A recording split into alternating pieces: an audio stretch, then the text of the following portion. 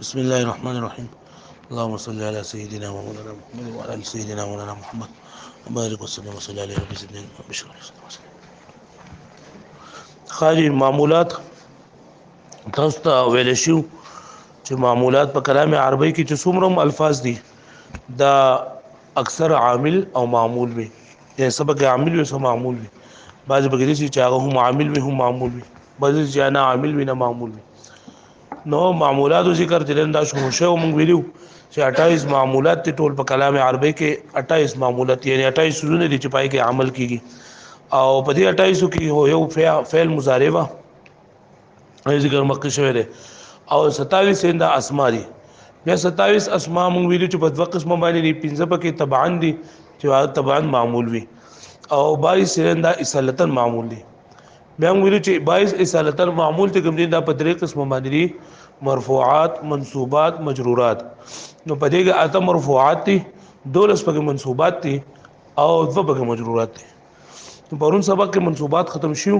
اول موږ مرفوعات ویل دي مکه چې مرفوعات ټوټل سوري اته کم دي فاعل نائب فاعل مبتدا خبر دا فعل ناقصو اسم دلائل دما ولا مشبهتان بليس اسم او دا حروف مشبه بالفعل خبر او دا لا في الجنس خبر مې موږ ویل چې منصوبات سوري دولس دي نو دولس کم دي مفعول مطلق مفعول به مفعول له مفعول فيه مفعول معه او دې پنځو د څه ویل کېږي مفاعیل خمسه څور دوی مفاعیل خمسه د دې علاوه حال تمیز مستثنا حال تمیز مستثنا بیا د افعال ناقصو اسم خبر دا ما ولا مشبهتان بليس خبر او دلائل فی الجنس اسم او د حروف مشبه بالفعل اسم دا دول سینده منصوبات نن سبق کې مجرورات وای مجرورات دو دي سوري مجرورات دو بیا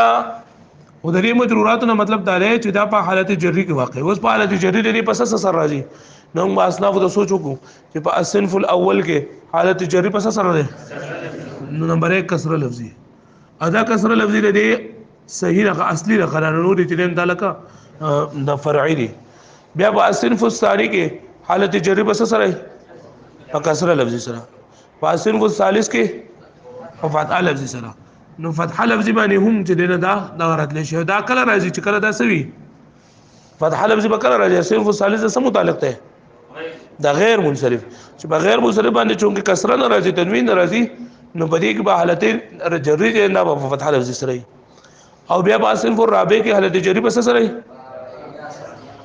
پیا سره او په حالت په الصنف الخامس کې یا ما قبل مفتوح په صنف السادس کې یا ما قبل مکسور اخو بیا دا اخو بیا تقدیری دي نو دا درې سونه کسره لفظي فتح لفظي او یا دای کی چې په خامس کې یا ما قبل مفتوح ده او په سادس کې یا ما قبل مکسور ده نو دا په کلام عربی کې چې دوا سيزونه دي چې هغه مجرورات لشي یو ته لیکي کې مجرور به حرف جر ایو ته لیکي کې مجرور به اضافت مجرور به حرف جر مطلب دا دی چې بری باندې د حروف جر نه یو حرف داخل شوی حروف جر سوري کم دي شعر کې ذکر دی شعر کې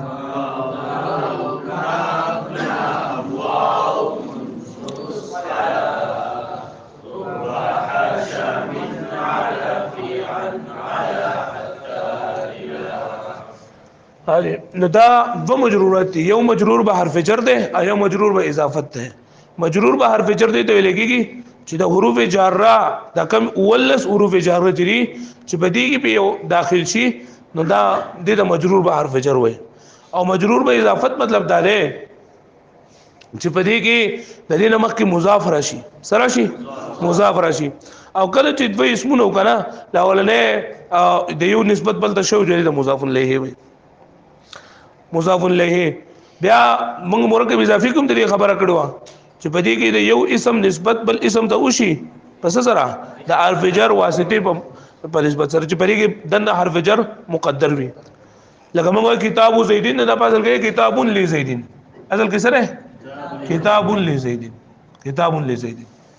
پوه شئ نو دی مضاف الیه چې اصل کې د اجر ورکې نو دا د حرف جر مقدر ول ورکې کم چې د حرف جر نه پټ چې مقدر چې اول ورکې پوه شئ نو مجرور په دوه قسم دی یو مجرور به حرف جر دی او مجرور به اضافت دی مجرور به حرف جر څه ته ویل کېږي چې حرف جر داخلو د وجنه او مجرور به اضافت ته مضاف الیه ویل کېږي یعنی هغه اسم دی چې هغه طرف ته د یو اسم نسبت شوی د حرف جر مقدر په واسطه سره لکه دا کتاب زیدین دی کنه کتاب زیدین یا غلام زیدین دی دې ته مضاف الیه څه ته وایي چې دې ته نسبت شوی د اسم حرف جر مقدر په واسطه سره په مېز کې به حرف جر ته مقدر وي پوه شئ اضافت او دې ته اضافت وایي اضافت یې د یو څه بل ته نسبت کول دا اضافت په دوه قسم دی یو د لګي اضافت لفظي یو د لګي اضافت معنوي اضافت لفظي او اضافت معنوي اضافت لفظي دي ته وایي چې په دې کې صيغه د صفت دا غوي مضاف وي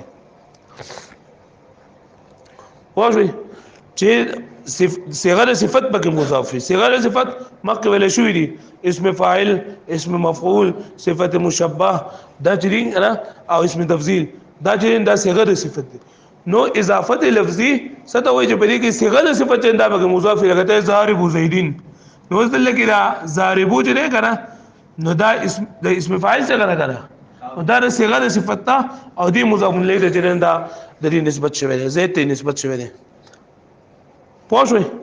ها نو دا ضارب زیدین په دې کې دا ضارب جنندا اسم فاعل دی سره او دا زید سره دا د دې لپاره فاعل له پاسه کې دا دې دغه چې عمل کوي کنه اسم فاعل عمل کوي کنه نو دې ته موږ چې دا زیدین دا لفظا مجرور دی لفظا سره او محلا مرفوع ده محلا مرفوع ده زګه چې دې ضاربونه له ضاربو دې چې نه دا عمل پکړه ده چې صيغه دا صفت پکې مضاف راځي ته اضافت لفظي او خپل معمول طرف ته پوه شئ او اضافت معنوي دي ته وایي چې پای کې صيغه د صفت خپل معمول طرف ته نه مضاف صيغه د صفت پکې دا پکې مضاف نه وي لکه ته غلام زیدین کتاب زیدین عام طور باندې دا اضافت معنوي چې دا راځي دا اضافت لفظي کم راځي بیا د اضافت معنوي احکام دا دي چې په دې باندې تنوین ناراضي سبي ناراضي تنوین په راځي په مضاف باندې تنوین ناراضي په مضاف باندې چرته هم تنوین ناراضي ځکه تنوین چې لکه دا همیشه لپاره د کلمې په اخر کې راځي او دلته کې دا مضاف څنګه د کلمې مینز ده هیڅ وو نه جوړ شوی د مرکب غیر مفید ده نو په مضاف باندې تنوین ناراضي دویمه خبر دا ده چې په مضاف باندې الف لام چرته هم ناراضي په مضاف باندې الف لام چرته هم ناراضي او دریم نمبر دا دی چې کله د یو کلمې اضافت وشي نو د اضافت په وخت کې با کبدي مضاف باندې د مخکې د نون تسنیه وا یا نون جمع وا یا تنوین او تنوین بدل لري کو واښوي لکه ته موږ غلام دی کنه نو دې غلام چې کله زه اضافت کوم نو زه دې څه چې غلام زیدون بلکې زه وایم چې غلام زیدین دا تنوین بدل لري کوم یا که پدې کې دغه نون تسنیه په اخره کې راغلی وا یا نون جمع راغلو نو هغه نون تسنیه او نون جمع چې دا به هم د دې حذف کیږي با لکه ته زاربانه ها زاربانه او بیا دې زاربانه ته اضافت کې زید زاربانه زیدین نو زاربانه زیدین ته نشوي بلکې دا نون اعرابي ته انده به لري کې نور د تسنیه زاربا زیدین زاربا زیدین له خبره باندې پوه شو تاسو ها نو ګور موږ وی چې مجرورات په کلام عربي کې سوري دوه دي یا خو یو صحیح مجرور به حرف جر او یو صحیح مجرور به اضافت مجرور به حرف جر څه مطلب دی چې مکه ته سره غلي او مجرور به اضافت څه مطلب دی چې اضافت او جن په دې کې دا مضاف الیه چې لکه دا مضاف الیه دا مجرور وي سوي په کې مضاف الیه په کې سوي مجرور وي ا د جر دغه حالتونه بیا موږ وی چې مضاف الیه څه ته وایي مرکب اضافي دی چې یو اسم په نسبت شوی بلتا مضاف الیه څه ته وایي چې دې ته نسبت شوی کنه هر هغه اسم چې هغه ته د حرف جر مقدر په واسطه سره دی بل اسم نسبت شوی د کتاب غلام زیدین هر هغه اسم دی چې دیتا د یو اسم اضافت شوی وي د دې اضافت نه شوی کنه د حرف جر مقدر په واسطه سره او بیا تاسو پر شرم تعمیل کې بحث کړو ته چې دا اضافت په درې قسم دی، اضافت لامی دی، اضافت فیوی دی، اضافت منی دی. اضافت منی یا پکې من مقدر وي یا پکې فی مقدر وي یا پکې لام مقدر وي. من بکله مقدر وي چې کله مضاف ته مضاف الیه جنس نه وي، مضاف الیه مضاف ته جنس نه. لکه ته خاتم فضه اصل کې خاتم من فضه. او دویم نمبر چې کله دا مضاف الیه د مضاف د لپاره ظرف وي ها، نو په دې صورت کې بیا فی مقدر وي او کله نو بیا پکې لام مقدر وي. پوه شئ دا وشو مجرورات. پس دې نه خو موږ ویلو چې 22 چیرنه دا لکه اصالتن معمول دي او 15 چیرنه دا توابع دي. نو توابع وایو، توابع دا جمع د تابع ده او تابع هغه دویم لفظ ته وایي چې خپل اولنی لفظ سره په اعراب کې یو شان دي او په وجه د اعراب کې یو شان دي. تابع هر هغه دویم لفظ ته وایي چې دا خپل اولنی اسم سره د خپل اولنی اسم سره پس کې په اعراب کې یو شان دي او په وجه د اعراب کې یو شان دي. لکه ته رجل عالم، رجل عالم، هذا رجل عالم د څوکا نو ذکر دي عالمون ته د تابع وي، د تابع وي او د مخکلي لفظ ته جنې د متبوع وي. څه ته وي؟ متبوع. نو تابع تعریف سره هغه دویم لفظ دویم دی کنه چې دا اولنی لفظ سره په اعراب کې یو شان دي، اعراب یو شان دی کنه او په وجه د اعراب کوم یو شان دي. وجه د اعراب مطلب دا دی کله الاولنی اسم مرفوع دا فاعل له وجنه دا ورستو به منصوب د فاعل له وجنه، کله اول مرفوع د خبر د وجنه ورستو به مرفوع د خبر د وجنه، کله اول منصوب ورستو به منصوب هو جب یو شان دي. دا ګور دا رجل عالم، دا عالم او د رجلون د دوه اعراب یو دی کنه او وجه د اعراب یو ده. مطلب یو په ترکیب کې دا ټول چې راجمه کینو دا دغه جوړیږي څه جوړیږي خبر جوړیږي. اون ترکیب کو نو هاذا اسم اشاره مبتدا، رجل عالم، رجل موصوف او عالم ولا سره صفت موصوف سره خپل صفت نه دا خبر. لکه پوه شوي تابع دویم لفظ ته او متبوع څه ته وي؟ اولنی لفظ ته. تابع څه مطلب دی؟ هغه دویم لفظ چې د اول لفظ سره په اعراب کې په وجه د اعراب کې شون دي. بیا دا توابع چې دي کنه دا 15 دي. سوري 15. نمبر 1 صفت ته، صفت تاکید، بدل، عطف بالحرف او عطف بیان. صفت تاکید، بدل، عطف بالحرف او عطف بیان. عطف بالحرف معطوف، معطوف ورته هم یو عطف بالحرف ورته هم چې حرف عطف په ذریعہ شو. بیا لا صفت له د دې خبره اترې هم قشوم دي چې صفت دا هغه تابع ته وایي چې د خپل مطبوع په معنا باندې دلالت کوي یا هغه معنا کوي چې کوم دا مطبوع متعلق وي.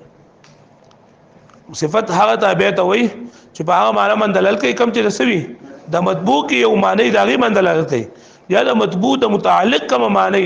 پای باندې دلالت کوي. نو صفت په قسمونه دي. یا ته لګي صفت به حاله، هدا لګي صفت به حال متعلقه. صفت به حاله څه دا وایي چې هغه معنی وخی کم چې د دې په مطبوع کې موجود ده، کم چې د دې په مطبوع کې موجود ده. لکه ته جاءني رجل عالم یا هذا رجل عالم، نو دا صفت به حاله ده ځکه چې دی عالم د دې سړی د خپل سړی معنی ته دا بیان کړی ده. پوه شئ؟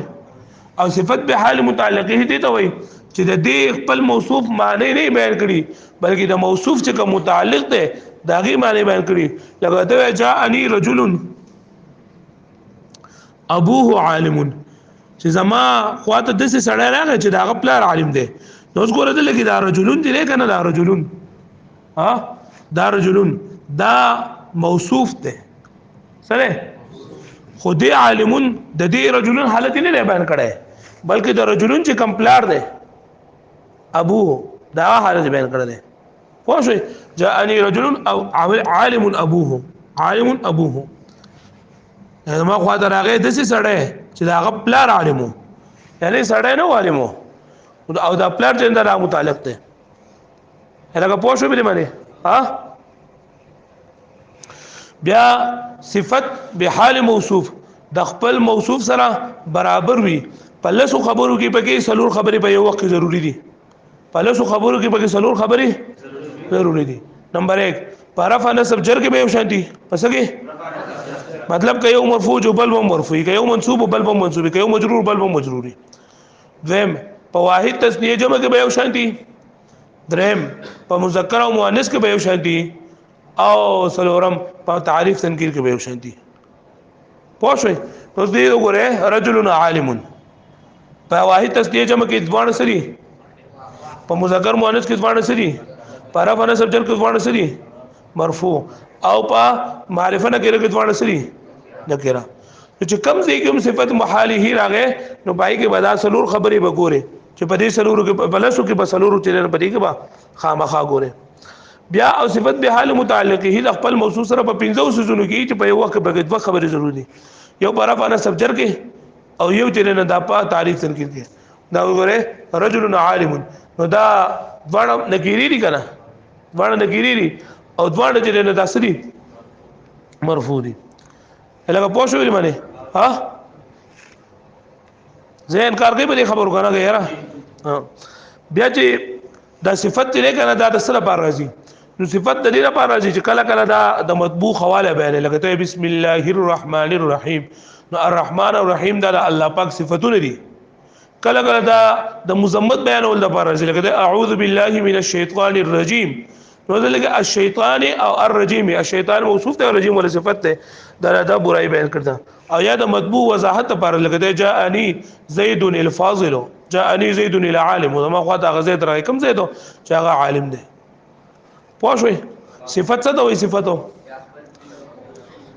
چې د خپل مطبوع معنی بیانوي. داسې معنی باندې چې په مطبوع کې موجود وي یا د مطبوع په متعلق کې موجود وي. نو د صفت څو قسمونه شول؟ دوا. کم دي؟ صفت بحاله او صفت بحال متعلقه. صفت بحال موصوف څه ته ویل کېږي؟ چې د خپل موصوف حالت بیان کوي په مطبوع کې چې کوم موجود معنی دا بیانوي. او صفت بحال متعلقه دا مطبوع چې کوم متعلق دا معنی بیانوي. بیا صفت بحاله د خپل موصوف سره په څو خبرو کې مطابقت وي، په یو وخت کې څو ضروري دي، په لاسو کې څو ضروري دي، څلور. او صفت بحال متعلقه په دې باندې پوه شئ تاسو. دویم نمبر دی معطوف. معطوف څه ته ویل کېږي؟ معطوف هغه تابع دی چې د حرف عطف نه وروسته واقع وي او د خپل مطبوع سره په نسبت کې مقصود وي. خپل مطبوع سره په نسبت کې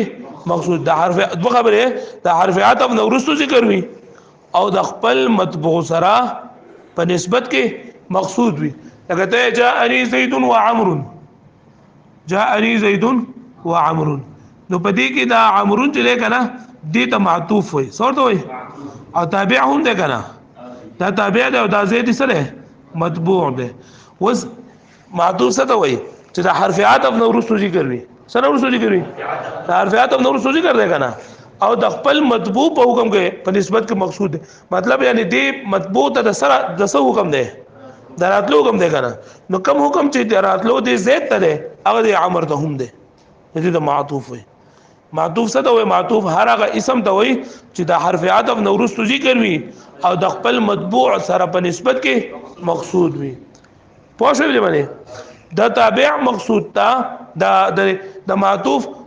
مطبوع د جنن دا معطوف علیه وي. څورته وایي؟ او په موصوف صفت کې موصوف چې دا مطبوع ده او تابع چې دا سره صفت ده او په دې دا نمونه دي. بیا حروف عاطفه دا نه دي. حروف عاطفه سوري نه کم دي؟ واو، فا، ثم، حتى، ام، او، لا، بل او لكن. پوه واو، فا، ثم، حتى، او، ام، لا، بل، لكن. دا حروف عاطفه دي. لس بیا په دې د دې متعلق دوه درې خبرې دي چې یو دا چې ضمیر مرفوع متصل باندې عطف چې نو په دوه صورتونو کې جایز دی. نور با ضمیر مرفوع متصل باندې اسم ظاهر عطف جایز نه. یو کله چې کله د ضمیر مرفوع متصل نو ورستو ضمیر مرفوع منفصل ذکر شي نو بیا عطف صحیح دی. پوه شئ؟ لکه ته ضربت و زیدون، نو ضربت و زیدون ته نشي ویلې، ضربت و زیدون نشي ویلې ځکه چې دلته کې راځي چې نه دا اسم ظاهر دی او دا اسم ضمیر مرفوع متصل دی. ضمیر مرفوع متصل په دې باندې عطف نه کیږي. پوه شئ؟ د لاول په دې کې چې په تاکید راوړي په ضمیر مرفوع منفصل سره ضربت انا وزيد، انا وزيد. نو ځلې کې په داسې چې دا عاطف شي په انا باندې. پوه شئ څو پورې تاکید نه راول شي. او دویم نمبر دا دی چې ضمیر مرفوع متصل او د معطوف په منځ کې د حرف عطف نه علاوه سبل فاصل پکې موجود وي. ها لکه ته ضربت اليوم وعمر، نو دلته هم دا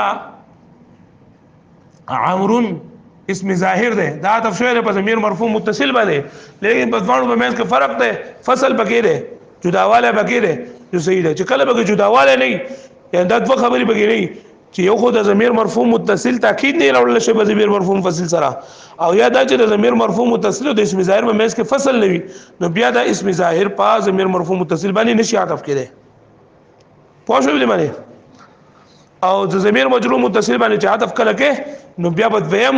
حرف جر یا مضاف چې دا په پای کې راوړي بخامخه، لکه ته مررت به و بزید، د څه جو مررت به و زید. پوه شئ؟ دریم نمبر په توابع کې تاکید. دریم نمبر سره تاکید. تاکید هغه تابع ته وایي چې خپل مطبوع طرف ته نسبت یقیني کوي. خپل مطبوع طرف ته نسبت څه کوي؟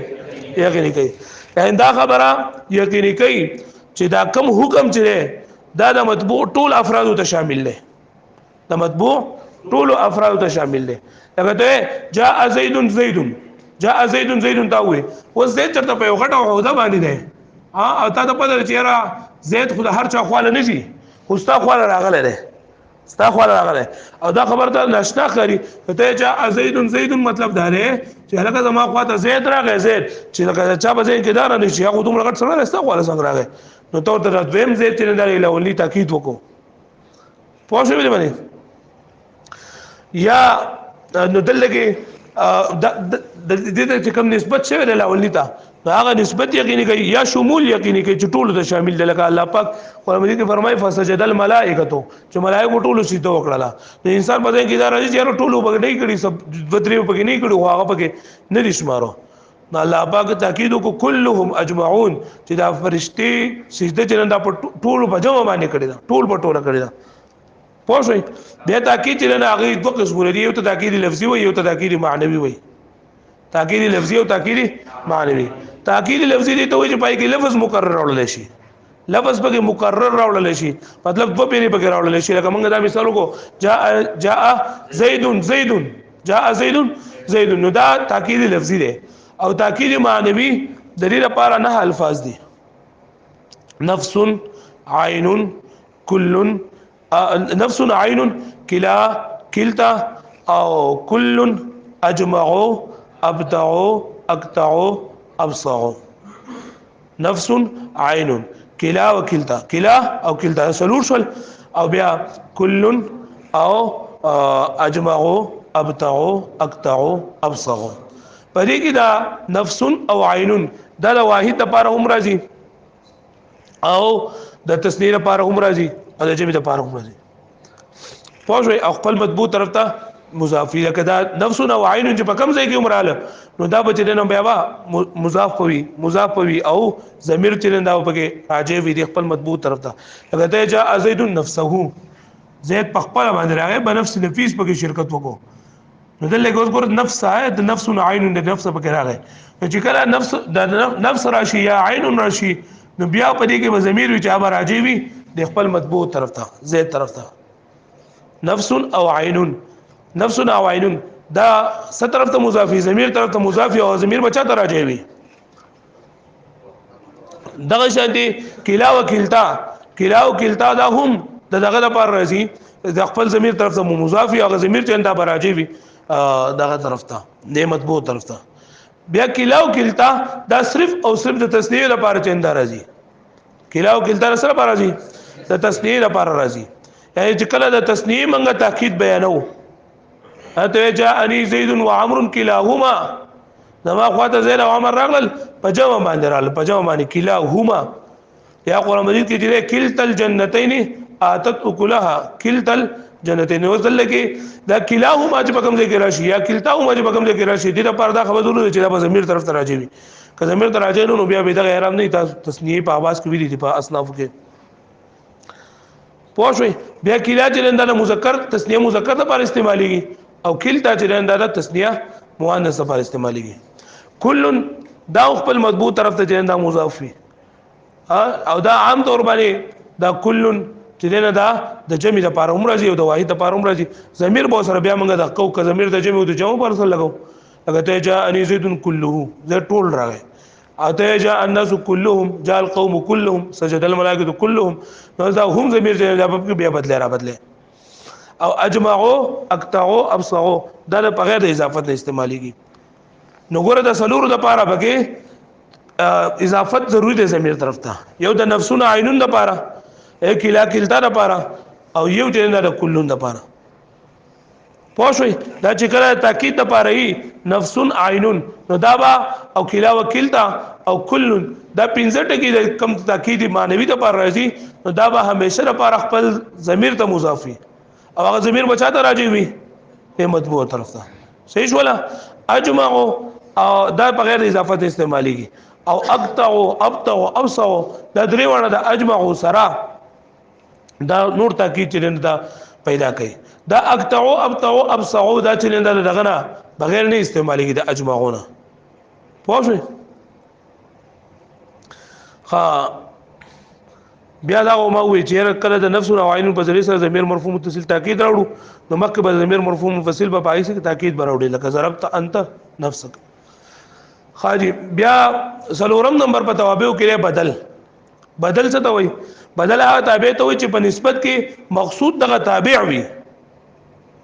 دا مطبوع چې دا اسی د توضیح د پاره د تعریف د پاره تندار راوړل کېږي نور په نسبت کې مقصود دا تابع وي پوښوي لکه ته جاءني زيد اخوك جاءني زيد اخوك وسته یو کس ته دا خبره کوي چې رستارور زما خواله راغله ده ته یو کس خبره کوي چې تر دې په باره کې خبره کوي چې زما ستارور زما خواله راغله ده وستارونه چې دا خډیر دي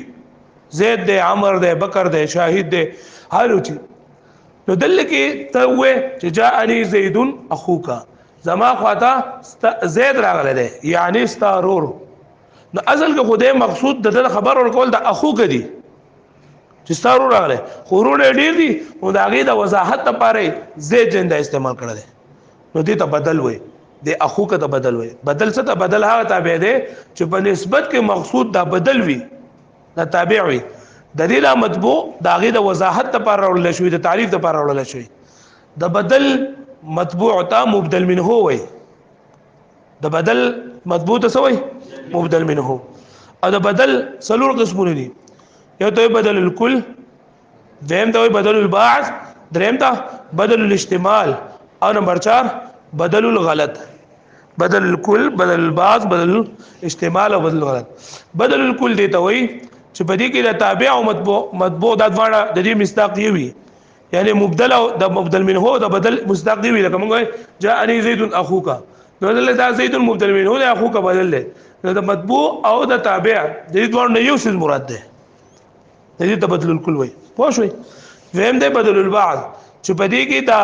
بدل د مبدل منه جزوي بدل بګي د مبدل منه جزوي لکه ته ضربت زيدا راسه ضربت زيدا راسه یعنی ما زید وهو یعنی سر ده هغه نو ته وس دا هغه د سر په اړه خبرو کوي چې سر مولا ولا نه او سر د چا والا نه نو دا زید وس دې راس ته وګورئ دا راس د زید جز دی کنه نو دې ته ویل کېږي بدل البعض پوه شئ دریم نمبر دی بدل الاستعمال بدل الاستعمال دی ته وای چې بدی کې دا بدل د مبدل منه نه جزوي او نه کل وي بلکې دا غیر دا غیر متعلق وي دا غیر تعلق وي لکه ته سولب زیدون صوبه سولب زیدون صوبه د زید نه کپڑے راکودل شوی اوس دا د کپړو مبارک خبر ورکه نو ته سولب صوبه مطلب مکه ته دا وې زید وې نو په نسبت کې مقصود خدا کپڑے سره ولې شوی زید خو نه رسیدي شوی کپڑے سره شوی دی خدا مضبوط اثر توحید ته پاره وړي او بدل غلط دی ته ویلېږي چې هغه غلطۍ نه ورسو ذکر شي لکه ستا خو له عمر راغله ده استاد په خپل باندې لاول زید راغله جاءني زيد عمرو جاءني زيد عمرو نو دا ته دا عمر مبارک خبر ورکه خدا زید ستا په خپل کې د خپل نه غلطۍ ته وجنو خطو پوه شئ نو بدل څه ته وای بدل هغه تابع ته وای چې د خپل مطبوع چې په نسبت کې مقصود دغه تابع وي مطبوع صرف د دې د تعریف د لپاره د دې د وضاحت لپاره چې دا راغلی او بیا له بدل څلور قسمونه دي بدل کل بدل بعض بدل استعمال او بدل غلط صحیح ولا پنځم نمبر دی عطف بیان عطف بیان هغه ته ویل کېږي چې دا خپل مطبوع وضاحت کوي خو صفت نه وي دا خپل مطبوع څه کوي وضاحت کوي خو صفت نه وي لکه ته رأيت الاميره سيف الدوله نو یا لکه په پښتو کې مثال دی لکه یو کس ته د دوه نومونه دي نو په یو نوم باندې ډیر مشهور دی او په یو باندې چې دا کم مشهور دی خپل اصل نوم چې انت الله ورتي نو تا دا غیر معروف نوم نو ورستو معروف نوم ذکر کړي دا غیر معروف نوم نو ورستو معروف نوم ذکر کړي لکه حضرت ابو بکر رحمت الله ابو بکر رضی الله عنه دی نو ابو بکر خو د خپل نوم نو دا عبد الله ابن قحافه نوم ها یا لکه ابو حفص ذکر کې نو ابو حفص چې نه دا حضرت عمر رضی الله تعالی عنہ کنیت ده واښوي نو ته ابو اقسم بالله ابو حفص عمر چې قسم وکړ الله پاک بچا ابو حفص وکړو نو ابو حفص څوک دی ورستو عمر ذکر کو نو چې دا د عطف بیان وای عطف بیان څه ته وای چې د خپل مطبوع وضاحت لپاره استعمال شوی خو صفت نوي صفت نوي لکه تاسو په علاقو کې بده څه خلک چې داغي دوه نمونه یو خپل اصل نومي کنه او یو چې نن داغي د پکم باندې چې مشهوري اغه نومي نو تل کله اول دا اصل نوم ذکر کې داغي نو ورستو چې نو بیا لکه دا کم مشهور نوم چې پکم باندې چې مشهور دی نو خلک به بیا پاګې باندې پیژني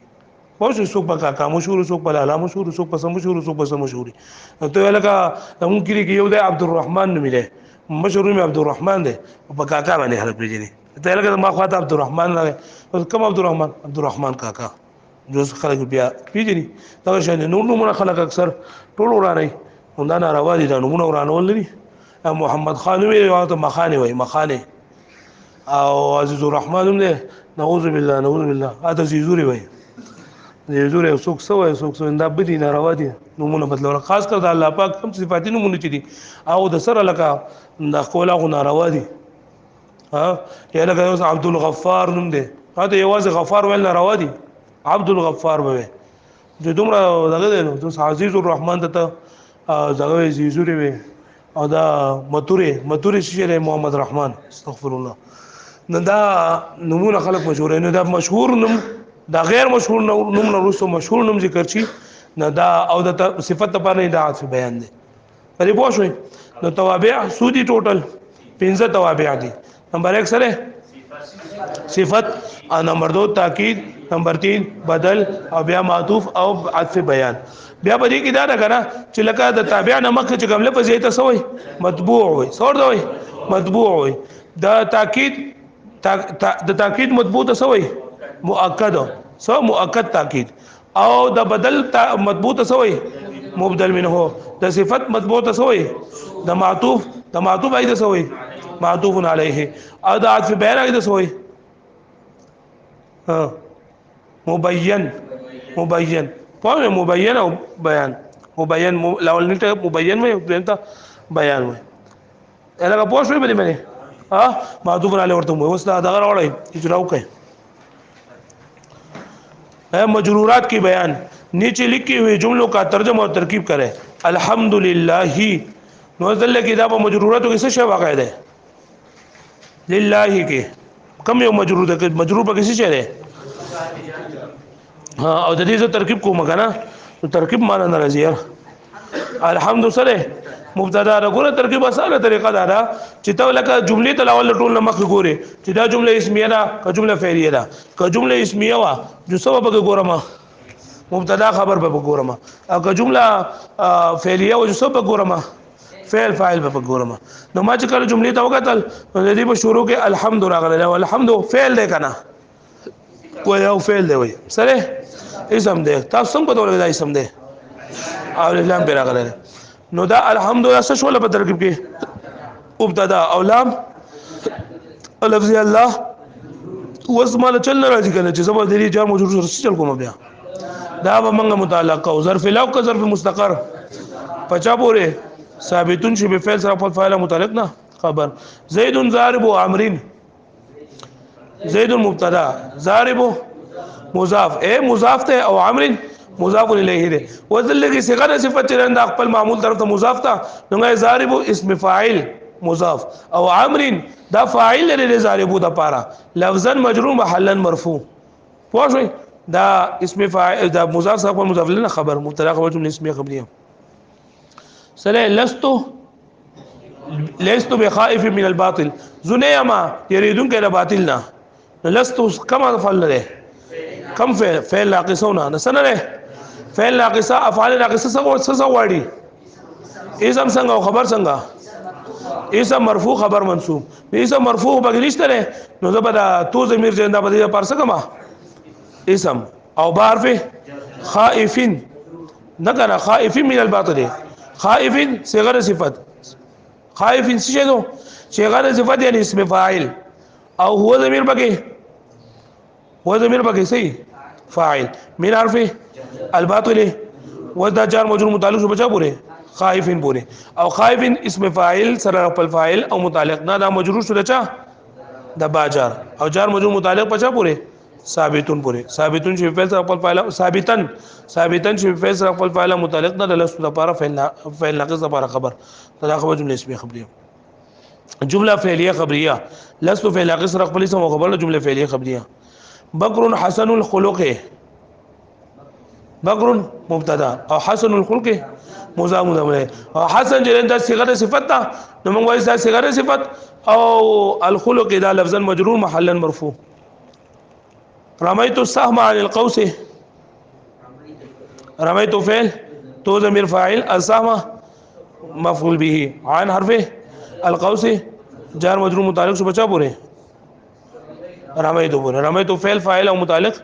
جمله فعليه خبريه دی بل لا انتر اوړي توابع کی تمرین بسم الله الرحمن الرحیم نو دې ترکیب بس ای حرف اسم مضاف لفظ الله موصوف دا سره موصوف او الرحمن صفت اول او الرحیم موصوف سره خپل ځوانو صفاتونه مجرور شو د چا لپاره اسم مضاف د لپاره سره لپاره مضاف سره خپل مضاف له مجرور شو د باجار او جار مجرور متعلق پچا پورے اشرع فعل پورے اشرع فعل سره خپل فاعل متعلق نه زرت عالما مجتهدا ابنه ز ملاو شو مدداس عالم سره چې دا غزوه مجتهدو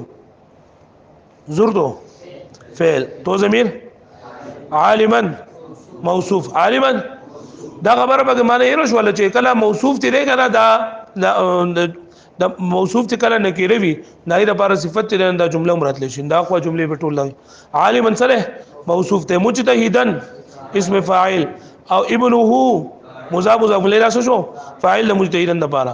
مجتهدن اسم فاعل سره خپل فاعل نه دا صفت شو د لپاره عالما او موصول صفت مفعول به رايت رجلا عالما فعل تو ضمیر بګه رجلا عالما مجرور ده لاندې راشي اخذ زيد ماله اخذ زيد ماله واغستل شو زيد يعني مال ده هغه اخذ فعل ناقص فعل اخذ فعل مجهول زيد ماله زيد سره ولا موصوفه زيد مبدل منه ده او ماله مضاف الیه دا بدل له اوس ګورې موږ ویلو چې پتا په نسبت کې مقصود چې نه دا تابع وي یعنی زید نه غسل شوی دا زید نه مال غسل شوی دی نو او دا کم بدل له زید ماله بدل الاحتمال له بدل الاحتمال څه ته وایي چې دا بدل پکې د مبدل منه نه جزء وي او نه سوي کل وي پوښوي نو زید مبتدا مبدل منه سره خپل بدل نه دا نائب فاعل شو لو خزه لپاره هذان رجلان عاقلان هذان اسم اشاره مبتدا رجلان عاقلان او امير المؤمنين عمر ثاني الخلفاء نو څنګه لګي امير المؤمنين چې له داسې شره دی عمر دا امير المؤمنين وضاحت کړی دی نو امير المؤمنين بسې مضاف له سبب جوړ کومه مبين سبب جوړو او دا عمر ولا سره دا بیان دی عطف بیان مبين سره خپل بیان مبتدا پوه شوي او ثاني الخلفاء د دې ترکیب ثاني مضاف الخلفاء مضاف له مضاف سره خپل مضاف لنا سب بیانو بیان خو موږ جوړ کړل امیر المؤمنین عمر، یعنی امیر المؤمنین عمر دا خبر شو، او سائر الخلفاء دا خبر مبتدا خبر جمله اسمیه خبریه. لکه په دې باندې پوه شوي ها، بس ده دا ټول بدل نه وکړي ها، ټول باندې وګورئ ان شاء الله. السلام علیکم ورحمۃ اللہ.